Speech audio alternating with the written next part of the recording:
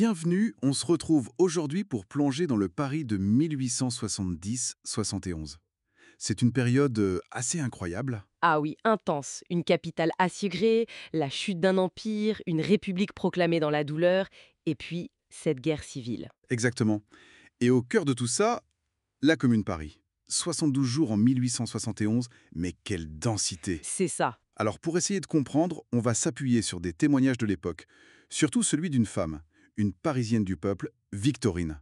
Son regard va nous guider. Oui, l'idée c'est de saisir l'histoire par le vécu, par le ressenti. C'est ça. Et notre objectif, c'est de décrypter ensemble les origines de cette révolte, ce qui animait les gens, ce qu'ils ont tenté de faire. Leurs idéaux, leurs actions concrètes. Voilà. Et puis bien sûr, sa fin tragique, toujours en restant au plus près de ce que nous disent les sources. Bon, alors commençons par le décor, si on peut dire. Paris, juste avant 70, c'est encore le Second Empire, la façade brillante d'Haussmann. Oui, les grands boulevards, tout ça. Mais derrière, ça cache des divisions sociales très fortes. Ah oui, entre les beaux quartiers et les faubourgs où s'entasse le peuple, c'était déjà tendu en fait. Clairement, une vraie poudrière sociale. Et puis arrive la guerre contre la Prusse en 70. Un désastre. Défaite rapide, Napoléon III capturé, et le 4 septembre, la République est proclamée. Et Paris est vite assiégé. Et là, c'est l'épreuve. L'hiver, le froid, la faim. La famine, c'est terrible.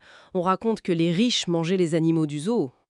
Et les pauvres, les rats, c'est dire. Pendant ce temps, la population tient bon, notamment grâce à la garde nationale. Oui, cette milice citoyenne, armée, issue des quartiers populaires. Très importante. Essentielle même. Mais cette garde nationale, justement, elle commence à se méfier sérieusement du gouvernement de la Défense nationale. On le trouve trop mou, prêt à capituler, c'est ça. Exactement. Il y a une suspicion qui grandit. Imaginez l'ambiance à Paris, l'angoisse, la colère, chez des gens comme Victorine. Et la capitulation finit par arriver. Janvier 71, avec la perte de l'Alsace et de la Lorraine. Dur. Très dur. Et juste après, autre coup de massue, on élit une Assemblée nationale. Et elle est majoritairement monarchiste. Incroyable. Et elle va siéger où? À Versailles. Le symbole est terrible pour Paris, qui est très républicain. Une provocation quasiment. Oui, et Adolphe Thiers, qui dirige le nouveau gouvernement, ne fait rien pour arranger les choses. Au contraire. Qu'est-ce qui décide? Il supprime la solde de la garde nationale. Pour beaucoup, c'était leur seule ressource. Et il met fin au moratoire sur les loyers et les dettes. Ça touche directement des milliers de familles. La situation devient explosive. Et c'est là qu'arrive le 18 mars 1871, le point de bascule. Thiers veut reprendre les canons de la garde nationale, c'est ça, hein? Ceux qui sont à Montmartre. Oui, des canons que les Parisiens avaient payés eux-mêmes par souscription. C'est vécu comme une ultime provocation et comme une tentative de désarmer Paris. Et comment ça se passe? Eh bien, la foule s'y oppose. Les femmes sont aux avant-postes, elles interpellent les soldats. Et les soldats? Une partie de la troupe met crosse en lin, fraternise avec la population. L'opération est un échec cuisant pour Thiers. Donc le gouvernement? Le gouvernement panique. Thiers, les ministres, l'administration, ils quittent Paris en catastrophe et filent à Versailles. Ils abandonnent la capitale en fait. Complètement.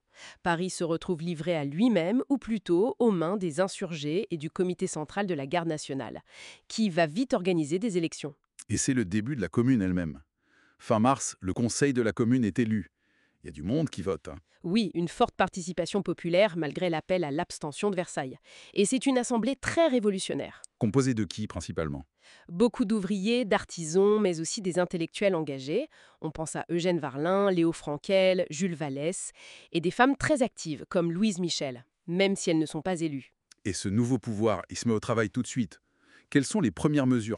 Oh oui, ça ne traîne pas. Et c'est radical. D'abord, la séparation de l'Église et de l'État, très fort. Ensuite, L'école devient laïque, gratuite et obligatoire. Et ça concerne aussi les filles, c'est important de le souligner. une avancée énorme pour l'époque.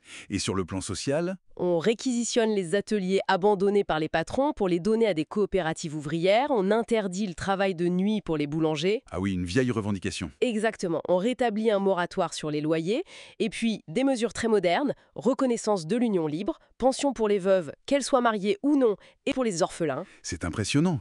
Ce n'est pas juste ajuster des lois, c'est une autre vision de la société qui se dessine. Tout à fait. Plus juste, plus égalitaire. Les symboles sont forts aussi. Le drapeau rouge sur l'hôtel de ville. La colonne Vendôme, symbole de l'Empire napoléonien. qui est mise à bas. La guillotine brûlée, place Voltaire. Et puis il y a une effervescence démocratique incroyable, des clubs politiques partout, même dans les églises. On imagine l'ambiance, un mélange d'espoir fou, mais sans doute aussi de tension. Victorine devait sentir tout ça. Oui, un espoir, mais qui va être de courte durée malheureusement. Début avril, Versailles passe à l'attaque. C'est le début de la guerre civile. Oui, une guerre terrible entre l'armée régulière, basée à Versailles, et les fédérés, les combattants de la Commune. Les Versaillais commencent à fusiller les prisonniers. Une escalade de la violence. C'est ça. En réponse, la Commune vote ce fameux décret sur les otages, 3 otages exécutés pour chaque fédéré fusillé. Il sera très peu appliqué, mais il montre la dureté des temps. Et puis, c'est l'assaut final. La semaine sanglante. Fin mai. Du 21 au 28 mai, oui. Les troupes versaillaises entrent dans Paris. Ce sont des combats de rue d'une violence inouïe. Barricade, barbaricade. Exactement. Défendus avec acharnement par des hommes, des femmes, parfois même des enfants. Les communards incendient des bâtiments symboliques, comme les Tuileries, l'Hôtel de Ville, pour ralentir l'ennemi. Et la fin est terrible. La répression est méthodique et massive. Après les combats, c'est la chasse à l'homme. Des exécutions sommaires à grande échelle. Principalement. Au mur des fédérés, au Père-Lachaise bien sûr, mais aussi au Parc Monceau, au Jardin du Luxembourg, à la caserne Lobau. On estime qu'il y a eu peut-être 20 000 morts du côté communard. 20 000. C'est énorme. Sans compter les arrestations, près de 40 000, et les milliers de déportations, souvent en Nouvelle-Calédonie. Louise Michel en fera partie. Et ceux qui peuvent, comme Victorine dans notre récit, Ils fuient, ils se cachent, ils essayent d'échapper à la répression. quel bilan terrible. Une expérience politique anéantie, dans le sang. Paris est traumatisé, vidé d'une partie de sa population ouvrière militante. Une cicatrice qui mettra longtemps à se refermer.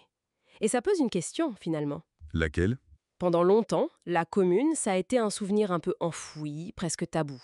La Troisième République s'est construite un peu contre ce souvenir. Une histoire effacée en quelque sorte. Oui. Alors, au-delà des faits qu'on a rappelés, comment on explique cette mise à l'écart?